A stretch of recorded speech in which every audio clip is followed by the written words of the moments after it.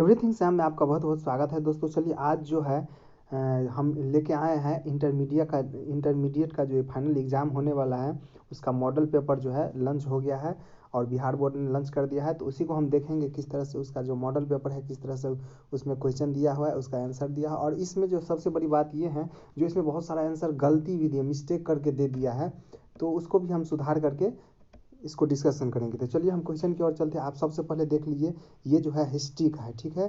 History का model paper हो गया, ये मॉडल पेपर 1 हो गया। चलिए हम आप क्वेश्चन की ओर चलते हैं। इसमें जो पहला क्वेश्चन देख लीजिए, ये जो है क्वेश्चन, इसमें हम ओनली ऑब्जेक्टिव क्वेश्चन का डिस्कशन करें, ठीक है। ऑब्जेक्टिव क्वेश्चन जो है उसी का हम डिस्कशन करेंगे, बाद बाकी आप जो है सब्जेक्टिव क्वेश्चन उसको आप तैयार कर लेंगे। तो पहला क्वेश्चन है, देख लीजिए, कह रहा है 1922 ईस्वी में मोहनजोदड़ो की खोज किसने किया है। तो मोहनजोदड़ो की जो खोज किया है राखाल दास बनर्जी किया है। कब किया है? तो 1922 ईस्वी में, आपको ये भी ध्यान रखना है। और मोहनजोदड़ो की खोज किया है राखाल दास बनर्जी, ठीक है। इसके बाद अगला क्वेश्चन, इसके बाद दूसरा क्वेश्चन दिया है इसमें, कलकत्ता में एशियाटिक सोसाइटी की स्थापना किसने की है। तो कलकत्ता में जो एशियाटिक सोसाइटी की स्थापना की है विलियम जोन्स ने किया। आपको यह ध्यान रखना है, जो कलकत्ता में है और एशियाटिक सोसाइटी की स्थापना किसने की है, तो विलियम्स जोन्स ने किया है। इसके बाद है तीसरा क्वेश्चन, जो मोहनजोदड़ो किस नदी के किनारे स्थित है। तो मोहनजोदड़ो जो है सिंधु नदी के किनारे स्थित है। आपको ध्यान रखना है मोहनजोदड़ो कहाँ है, तो सिंधु नदी के किनारे स्थित है। इसके बाद है लोथल कहाँ स्थित है। तो लोथल जो है गुजरात में है। और ये जो लोथल है एक बंदरगाह है, आपको ध्यान रखना है लोथल क्या है, तो बंदरगाह है। और कहाँ पे है, तो गुजरात में है। इसके बाद अगला क्वेश्चन, भारतीय पुरातत्व का पिता किसे कहा जाता है। तो भारतीय पुरातत्व का जो पिता है अलेक्जेंडर कनिंघम को कहा जाता है, ठीक है। यही सबसे पहले क्या किया था, तो हड़प्पा और मोहनजोदड़ो को सिंधु सभ्यता की घाटी की खोज के बारे में विस्तृत जानकारी दिया था। इसके बाद अगला क्वेश्चन, कनिष्क का राजरोहण कब हुआ है। तो कनिष्क का जो राजरोहण हुआ है 78 ईसा पूर्व में। आपको ध्यान रखना है 78 ईसा नहीं ईस्वी होगा, ईसा पूर्व नहीं होगा, 78 ईस्वी होगा, ठीक है। और यहीं से जो है भारतीय कैलेंडर जो अभी जो तारीख जो दिन जो चलता है उसी कनिष्क के बाद जो चलता है। इसके बाद अगला क्वेश्चन, अर्थशास्त्र किसने लिखा है। तो अर्थशास्त्र जो लिखा है कौटिल्य ने लिखा है अर्थशास्त्र। इसके बाद है गुप्त के काल में कौन सी चीनी यात्री भारत आया। तो फाहियान जो है गुप्त के शासन काल में भारत आया और कहाँ के रहने वाले थे, तो चीन का रहने वाले थे। इसको आपको ध्यान रखना है। इसके बाद है महाभारत की रचना किस भाषा में हुआ है। तो महाभारत की रचना जो है संस्कृत में हुआ है। आपको ध्यान रखना है महाभारत की रचना संस्कृत में वेद व्यास जी ने किए हैं। इसके बाद है धर्म की शुरुआत किसने की है। तो धर्म की जो शुरुआत की है अशोक ने किया है। धर्म की शुरुआत किसने किया है, तो अशोक ने किया है, अशोक सम्राट। धर्म का मतलब होता है धर्म, धर्म की शुरुआत किसने किया है, अशोक ने। और ये धर्म जो है संस्कृत का हिंदी रूपांतर होता है। इसके बाद है महावीर का बचपन का नाम क्या है। तो महावीर का बचपन का नाम वर्धमान होगा, ठीक है। आप इसमें जो देखेंगे मॉडल सेट में, तो उसमें जो है ले लिया है सुदोधन, जो सुदोधन नहीं है, ये गलत हो गया। इसका आंसर जो होगा वर्धमान होगा, तो आप इसको ठीक कर लेंगे। इसके बाद है अगला क्वेश्चन, देख लीजिए 12वां क्वेश्चन है, प्रथम जैन संगति कहाँ हुआ था। तो प्रथम जैन संगति जो है पाटलिपुत्र में हुआ था। प्रथम जैन संगति कहाँ हुआ था, पाटलिपुत्र में। आपको ध्यान रखना है। इसके बाद श्वेतांबर और दिगंबर किस धर्म से संबंधित है। तो ये जो है किस धर्म से संबंधित हो गया, श्वेतांबर और दिगंबर। तो ये जो जैन धर्म से संबंधित है, ठीक है दोस्तों। आपको ध्यान रखना है श्वेतांबर और दिगंबर किस धर्म से संबंधित हो गया, तो जैन धर्म से। इसके बाद स्तूप किस धर्म से संबंधित है। तो बौद्ध धर्म से संबंधित जो है स्तूप होता है। इसके बाद है अगला क्वेश्चन, सूत पिटक किस धर्म से संबंधित है। तो सूत पिटक जो होता है जैन धर्म से संबंधित। आपको ध्यान रखना है सूत पिटक किस धर्म से होता है, तो जैन धर्म से होता है। इसके बाद है बाबरनामा क्या है। तो बाबरनामा जो है आत्मकथा है, ठीक है। बाबरनामा क्या है, तो आत्मकथा है, बाबर के बारे में लिखा हुआ है। इसके बाद है कुतुब मीनार का निर्माण किसने आरंभ करवाया था। तो आरंभ जो करवाया था कुतुबुद्दीन ऐबक है। और ये किसके यादगार में बनाए थे, तो बख्तियार काकी के यादगार में बनाए हैं। कुतुब मीनार बना है और कहाँ है, तो ये दिल्ली में है। और इसको शुरुआत किसने किया है, तो कुतुबुद्दीन ऐबक ने किया है। इसके बाद है, और कुतुब मीनार का जो ऊंचाई है 72.5 मीटर है। आपको ध्यान रखना है। और ये 5 मंजिल का है कुतुब मीनार, दिल्ली में है। इसके बाद है जिजिया किसने लिया जाता है। तो जिजिया जो है जिमियो से लिया जाता है। जिजिया किससे लिया जाता था, तो जिमियो से लिया जाता था। इसके बाद है अंतिम मुगल सम्राट कौन है। तो ये जो है बहादुर शाह है, अंतिम मुगल सम्राट। बहादुर शाह कौन हो गया, अंतिम मुगल सम्राट हो गया। इसके बाद दीन इलाही संबंधित है किससे, तो अकबर ने एक धर्म चलाए थे जिसे कहा जाता है दीन इलाही धर्म। तो आपको ध्यान रखना है दीन इलाही किससे संबंधित है, तो एक धर्म था। और किसने चालू किया है, तो अकबर ने चालू किया है। इसके बाद है अकबर के काल में राजस्व व्यवस्था किसके नियंत्रण में थे? तो टोडरमल के नियंत्रण में। टोडरमल जो थे उसी के नियंत्रण में सारा राजस्व व्यवस्था था। इसके बाद है पानीपत का तृतीय युद्ध कब हुआ है? तो 1556 ईस्वी में पानीपत का तृतीय युद्ध हुआ है। तृतीय नहीं, द्वितीय युद्ध कर है, ठीक है। तो 1556। प्रथम युद्ध जो हो गया 1526 ईस्वी में हो गया, द्वितीय युद्ध 1556 ईस्वी में हो गया, तृतीय युद्ध जो हो गया, ठीक है, द्वितीय युद्ध हो गया 1556 ईस्वी में, तृतीय युद्ध होगा 1761 ईस्वी में हो जाएगा। इसके बाद अगला क्वेश्चन, कृष्णदेव राय किस वंश का राजा था? तो कृष्णदेव जो राय था तुलु वंश का राजा था। आपको ध्यान रखना है कृष्णदेव राय किस वंश के राजा थे? तो तुलु वंश के राजा थे। इसके बाद निकोलो कांटी किस शासक के कार्यकाल में आया था? तो देवराय प्रथम के शासनकाल में जो है निकोलो कांटी आए थे। इसके बाद अगला क्वेश्चन देख लीजिए, किस राज्य को हम्पी के नाम से भी जाना जाता है? तो विजयनगर साम्राज्य को जो है हम्पी के नाम से जाना जाता है, आपको ध्यान रखना है। इसके बाद प्रसिद्ध विरूपाक्ष मंदिर कहाँ स्थित है? तो हम्पी जो है कर्नाटक में जो है विरूपाक्ष मंदिर स्थित है। हम्पी कहाँ हो गया? आपको कर्नाटक ध्यान रखना है। इसके बाद अगला क्वेश्चन, दिल्ली सल्तनत की स्थापना कब हुई है? तो 1206 ईस्वी में दिल्ली सल्तनत की स्थापना हुई है। और किसने की है? तो कुतुबुद्दीन ऐबक ने की है। इसके बाद अगला क्वेश्चन, तलवंडी किसका जन्म स्थान है? तो तलवंडी जो है गुरु नानक का जन्म स्थान है। तलवंडी जो है कहाँ है? तो गुरु नानक के स्थान है और ये पंजाब में है। इसके बाद है उत्तर भारत में भक्ति आंदोलन का आरंभ किस संत ने शुरू किया है? तो ये जो है रामानंद ने किया है। उत्तर भारत में भक्ति आंदोलन का आरंभ किया है। इसके बाद मेगास्थनीज किस देश का रहने वाला था? तो ये जो है यूनान का रहने वाला था। यूनान का रहने वाला था मेगास्थनीज, आपको ध्यान रखना है। इसके बाद अगला क्वेश्चन, अफनासी निकित कौन था? अफनासी निकित कौन था? तो ये व्यापारी था। अफनासी निकित कौन था? तो एक व्यापारी था, इसको ध्यान रखना आपको। इब्न बतूता किस देश का यात्री था? तो मोरक्को के यात्री था, ठीक है। इब्न बतूता किस कहाँ के यात्री थे? तो मोरक्को के यात्री थे। इसके बाद पुर्तगालियों ने गोवा पर कब अधिकार कर लिया? तो 1510 ईस्वी में जो है पुर्तगालियों ने गोवा पर अधिकार कर लिया। इसके बाद है इंग्लिश ईस्ट इंडिया कंपनी की स्थापना कब हुआ है? तो ये जो है 1600 ईस्वी में, 31 दिसंबर 1600 ईस्वी को ईस्ट इंडिया कंपनी की स्थापना हुआ है। इसके बाद है उल गुलान विद्रोह का नेता कौन था? तो उल गुलान विद्रोह का नेता जो था कौन था? उल गुलान विद्रोह का नेता, आपको ध्यान रखना है। इसमें पहला ऑप्शन है सिद्धू कान्हा। इसके बाद है दूसरा ऑप्शन जो है गोमधुर कुंवर, और तीसरा है चित्तूर सिंह, और चौथा है बिरसा मुंडा। तो इसका आंसर क्या हो जाएगा? उल गुलान विद्रोह का जो आंदोलन हो गया ये जो हो गया बिरसा मुंडा ने किया है। इसमें जो आंसर आपको मिल जाएगा गेस्ट पेपर में, आप देखिएगा मॉडल पेपर में, तो सिद्धू ले लिया गया, जो सिद्धू गलत है। आपको क्या करना है? तो बिरसा मुंडा आपको ध्यान रखना है। इसका आंसर जो होगा उल गुलान विद्रोह का कौन होगा? बिरसा मुंडा। इसके बाद है दक्कन दंगा आयोग का गठन किया गया था कब? तो 1875 ईस्वी में दक्कन दंगा आयोग का गठन किया गया था। आपको ध्यान रखना है दक्कन दंगा आयोग का गठन कब किया गया था? तो 1875 ईस्वी में। इसके बाद अगला क्वेश्चन देख लीजिए, कर्नवालिस कोड कब बना था? तो 1793 ईस्वी में कर्नवालिस कोड बना। आपको ध्यान रखना है कर्नवालिस कोड कब बना है? 1793 ईस्वी में बना है। इसके बाद अगला क्वेश्चन, अस्थाई बंदोबस्त किसने लागू किया था? तो अस्थाई बंदोबस्त जो है लॉर्ड कर्नवालिस ने लागू किया था। इसके बाद है कलकत्ता में सर्वोच्च न्यायालय की स्थापना कब हुआ है? तो देख लिए इसका जो आंसर लिया है ए लिया है, जो बिल्कुल गलत है। कलकत्ता में जो सर्वोच्च न्यायालय की स्थापना हुआ है 1773 एक्ट के तहत 1774 ईस्वी में हुआ है, ठीक है। आपको ध्यान रखना है कलकत्ता में सर्वोच्च न्यायालय की जो स्थापना हुआ था 1773 ईस्वी में एक एक्ट आया था, उसी के तहत 1774 ईस्वी में जो है सर्वोच्च न्यायालय की स्थापना है। आप इसका आंसर सही कर लेंगे। इसके बाद है प्लासी का युद्ध कब हुआ है? तो 1757 ईस्वी में जो है प्लासी का युद्ध हुआ है। आपको ध्यान रखना है प्लासी का युद्ध। इसके बाद अगला क्वेश्चन देख लीजिए। अगला क्वेश्चन कह रहा है जो वीर कुंवर सिंह का जन्म कहाँ हुआ था? तो वीर कुंवर सिंह का जो जन्म हुआ है, वीर कुंवर का जन्म कहाँ हुआ है? तो जगदीशपुर में वीर कुंवर सिंह का जन्म हुआ है।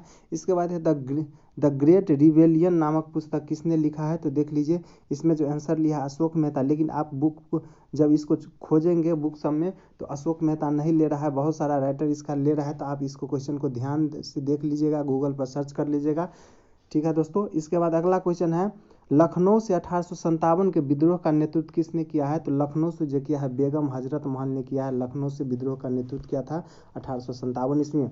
इसके बाद है अगला क्वेश्चन देख लीजिए, 1857 के विद्रोह के समय भारत का गवर्नर जनरल कौन था? तो ये जो था लॉर्ड कैनिंग था।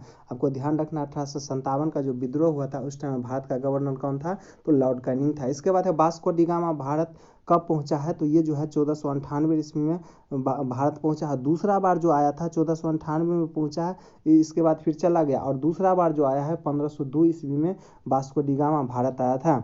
इसके बाद अगला क्वेश्चन, कौन सा भारतीय नगर 7 द्वीपों का नगर कहा जाता है? 7 द्वीपों का नगर कहा जाता है कौन सा? तो ये है मुंबई को कहा जाता है 7 द्वीपों का नगर कहा जाता है। इसके बाद है गेटवे ऑफ इंडिया कहाँ स्थित है? तो मुंबई में स्थित है। गेटवे ऑफ इंडिया कहाँ हो गया? मुंबई में। और इंडिया गेट कहाँ हो गया? तो दिल्ली में। ठीक है, दोनों क्वेश्चन आपको ध्यान रखना है। यहाँ पहले का है गेटवे ऑफ इंडिया तो मुंबई होगा, और इंडिया गेट कहाँ है? तो दिल्ली में। इसके बाद है तीन कठिया पद्धति जुड़ी थी किससे? तो नील की खेती से जुड़ी थी। कहाँ से? तो बिहार के चंपारण में जो है तीन कठिया प्रणाली थी। और इसमें होता था क्या? तो 20 कट्ठा में आपको 3 कट्ठा जो है, यानी 3 कठिया प्रणाली, 20 कट्ठा में 3 कट्ठा आपको नील करना पड़ता था, वही 3 कठिया प्रणाली था। इसके बाद 1919 के भारत सरकार अधिनियम को कहा जाता है, क्या कहा जाता है? तो ये जो कहा जाता है मॉन्टेग्यू चेम्सफोर्ड अधिनियम कहा जाता है। क्या कहलाता है? मॉन्टेग्यू चेम्सफोर्ड अधिनियम कहा जाता है। आप जो इसमें आंसर देखेंगे तो आपको गेस्ट पेपर में जो लिया है, मॉडल पेपर में इसका दिया है रॉलेट अधिनियम, जो बिल्कुल गलत है। आप इसका आंसर जो है सही कर लीजिएगा, मॉन्टेग्यू चेम्सफोर्ड सुधार 1919। ठीक है दोस्तों, इसके बाद अगला क्वेश्चन देख लीजिए, चौरा चौरी कांड कब हुआ है? तो ये जो हुआ है 5 फरवरी 1922 ईस्वी को जो है चौरा चौरी कांड हुआ था।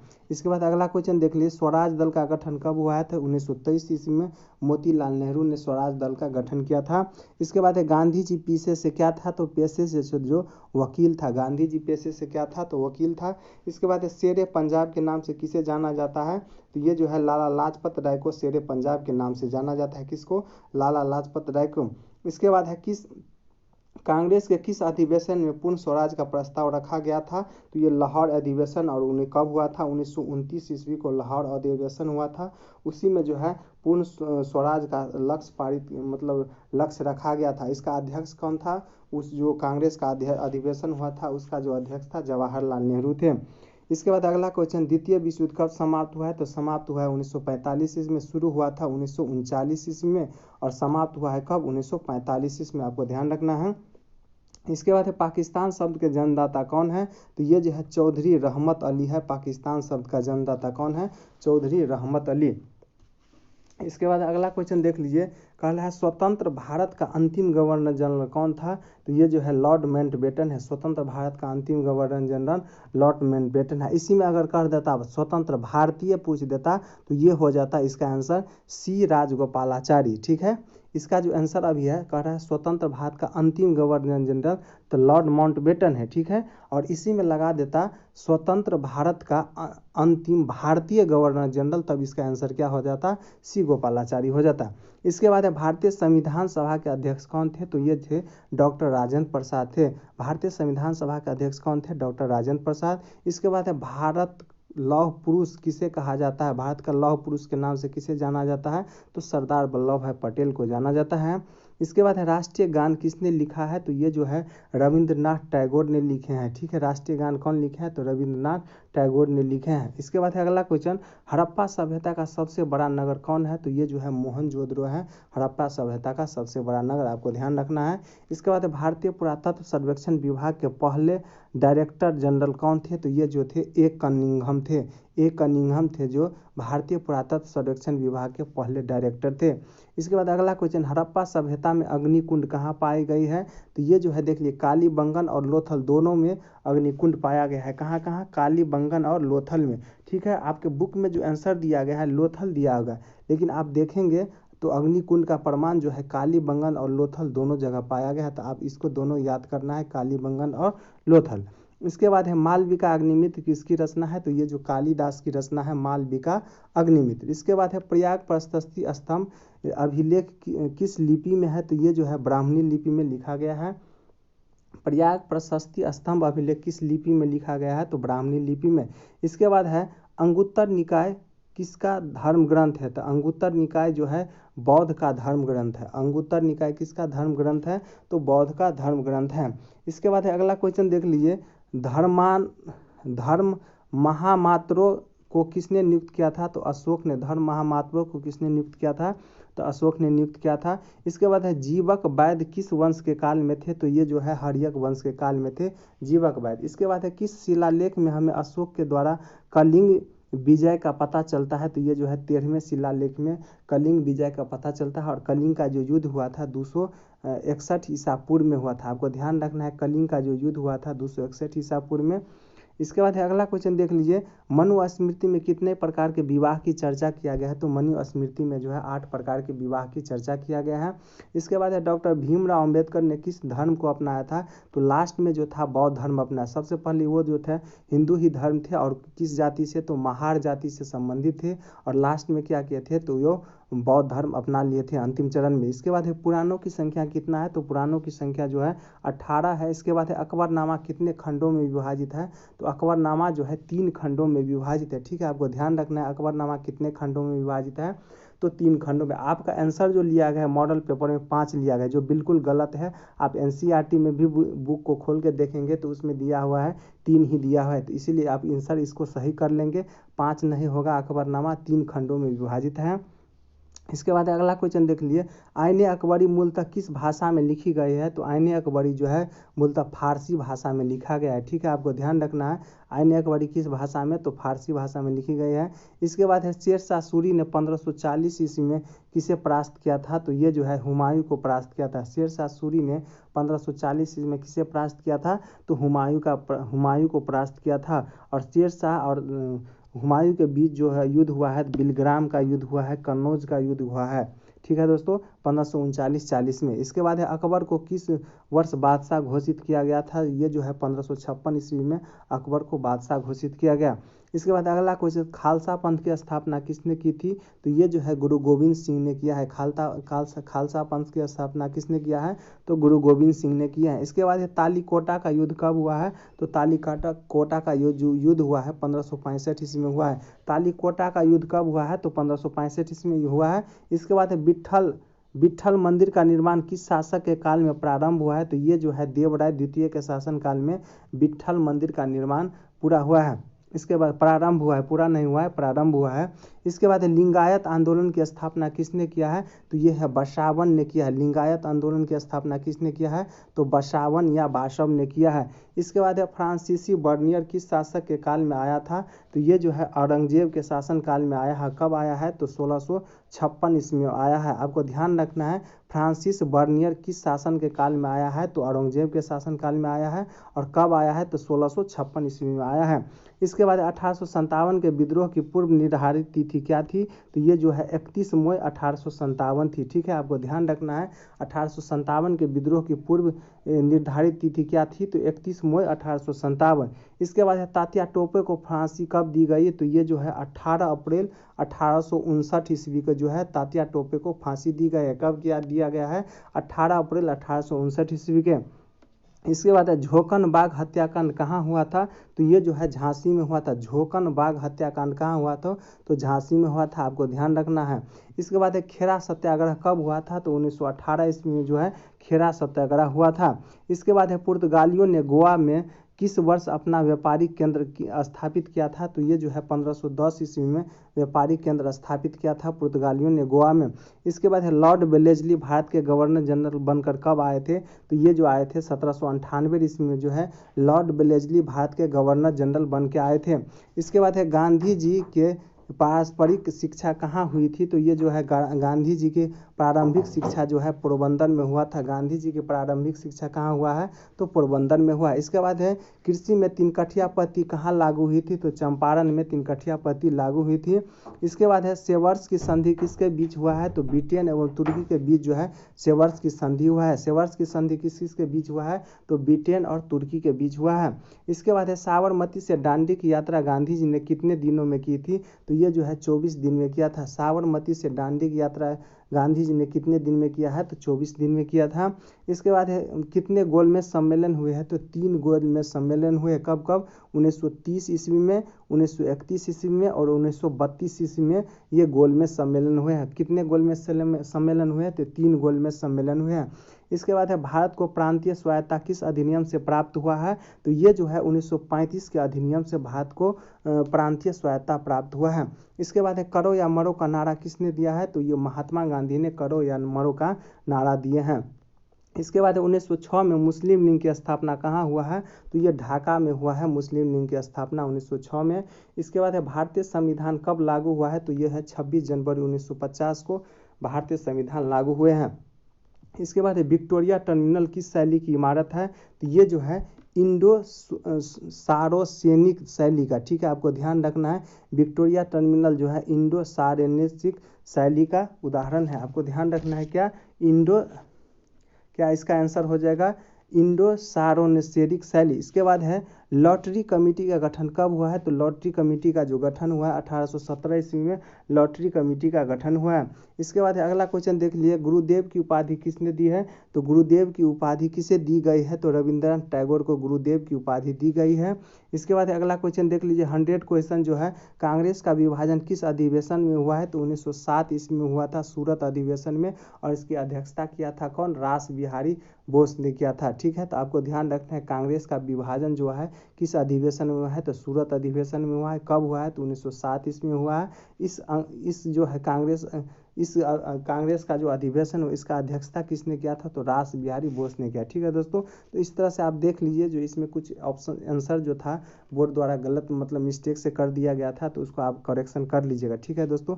धन्यवाद। आपको वीडियो मेरा अच्छा लगे तो मेरे चैनल को सब्सक्राइब कर दीजिएगा, लाइक कर दीजिएगा और दोस्तों को भी शेयर कर दीजिएगा। धन्यवाद। जय हिंद, जय भारत।